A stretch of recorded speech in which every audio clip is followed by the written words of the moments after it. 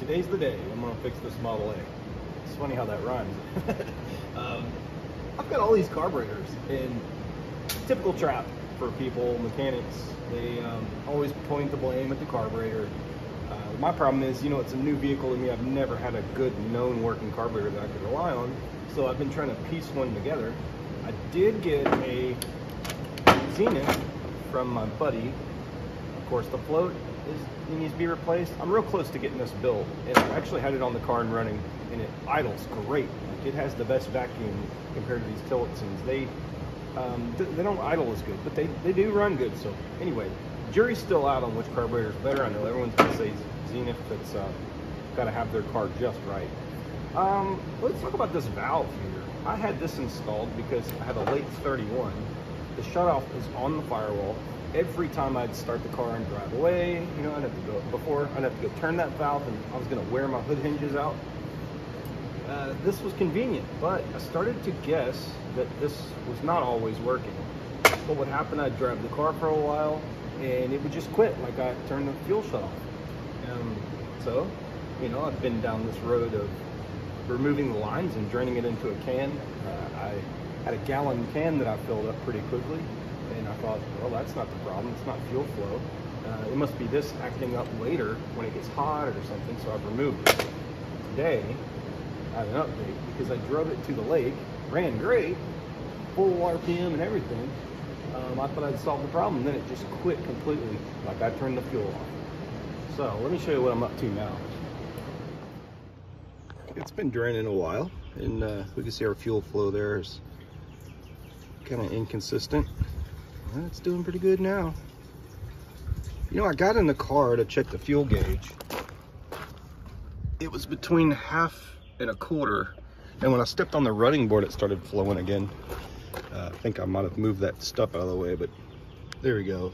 You can see there it's kind of starting and stopping. Not really a good flow. Let's crack the cap. Well, the cap's off, so it's not a vacuum. Shut this back off and open it again. Make sure there's nothing. See it? Close that up on something. I'm starting to think something's clogged beyond this petcock, or this petcock is messed up. That's a new filter. We're gonna tear into there and see what's going on.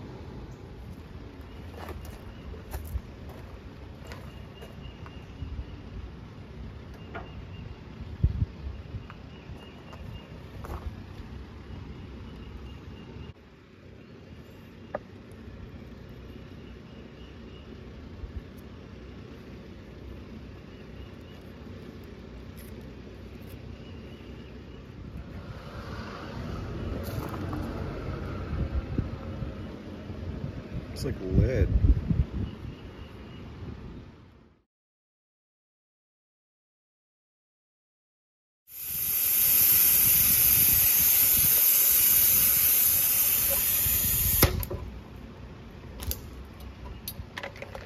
It's the vacuum, air vacuum. Brushed out everything in the tube there. Oh, rust I expected, but little droplets of lead. It looked like someone soldered or made a repair on the tank and it fell in there. Anything's possible for 100 years of tinkering. This thing has always been stiff, and I think maybe because it's closed up, or had previously closed up on the ball, that solder or some of that trash. I'm going to take this apart, see if I can clean it up. Be a good time to fix the fuel gauge now too. We'll see about getting that leak stopped.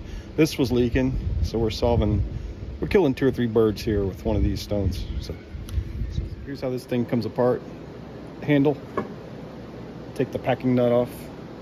I put the handle back on upside down, put the nut back on so I had something to hold, and I pulled this off with the packing, just like a faucet. This taper's got a few rings in it. There you go. But it looks pretty good seat wise, so I'm just gonna put a little lapping compound on here and lightly lap it and see how we do. For the homies,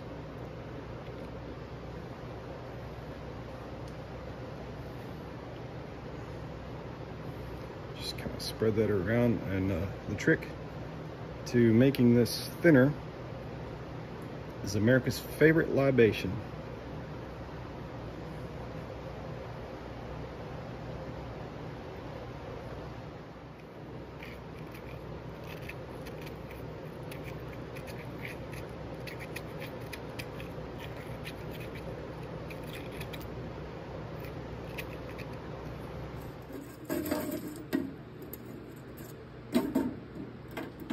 Parts are all cleaned up. Pretty good looking sheen there, but I'll tell you what, I'm gonna pull this old trick out. This came from an old timer who was an aircraft inspector. I was having trouble putting an O-ring upside down, reaching over my shoulder backwards on an airplane, and he went and got this stuff for me. He called it fuel oil. I'm not sure what it really is. It's like a thick petroleum jelly. We're gonna put that on the seat. This thing's feeling pretty good. Got a little bit of a chance of this working. 180 degrees out, I bet.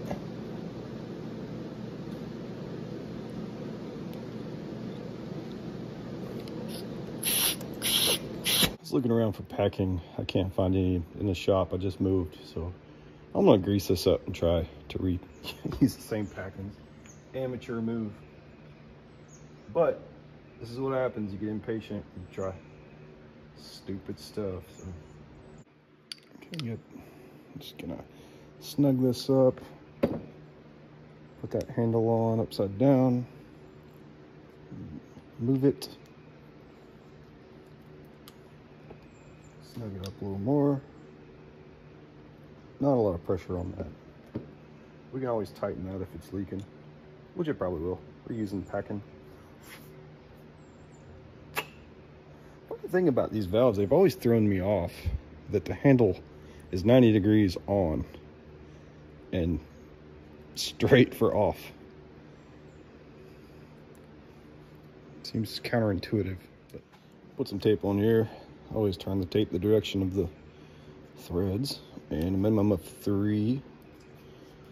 But now you can adjust where this clocks in the firewall by the amount of tape wraps you put. So I'm gonna go about three more, and if that was too much, then you could always go less, but make it nice and thick and patty so it'll get tight for that last little bit. Moment of truth. Well, I fill this thing all the way up, make sure it doesn't leak.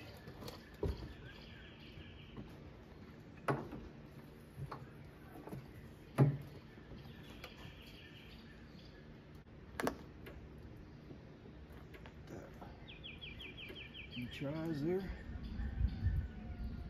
See if that actually shuts off. I've dried that off. 5 after 2. Let's come back later and check and see if it's been leaking. It's about 2:30, so 15 minutes. I checked this with a paper towel. It's still dry. Good sign. Went ahead and hooked all this stuff up. Let's give this thing a go. We're open. And it's drinking. Hang on right there. Let me go crank it.